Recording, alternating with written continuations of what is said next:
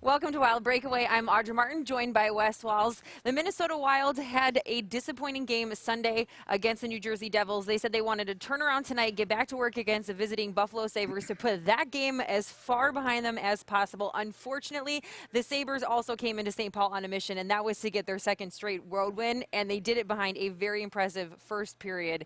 What went wrong tonight for the Wild? Well, the Buffalo Sabres went wrong. I mean, they came out and they were ready to play. I mean, they played an outstanding first period. The Minnesota Wild did a lot of standing around in the first period, gave up the first goal again here early, like they have here at home. A bit of a theme over the last few games. I thought the Minnesota Wild had a great push in the second period, and for me, very unfortunate that they only got one goal in that period. Could have very easily tied that game up. Thought there was going to be a little bit more of a push from the Minnesota Wild in the third period, but just looked a little bit tired and fatigued, and we really did not see the push until the last maybe 2 or 3 minutes when the Wild were able to come within one, but just come up a little bit short tonight. Yeah, that was Thomas Vanek who made things interesting with about a minute left to go in this game, but unfortunately it was a little too late on this one tonight. Here are tonight's final stats.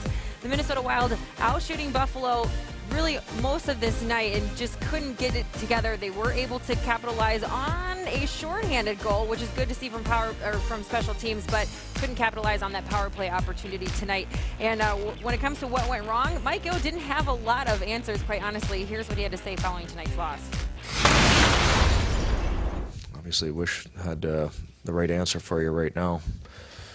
You could have a couple of theories, but not going to do us any good right now. We got to rectify it, and I think a rest day tomorrow, and I think a practice the next day will be two things that we dearly need right now, and things that we have to take advantage of. Those off days do come at a good time. This team hasn't had a lot of practice since the Christmas break.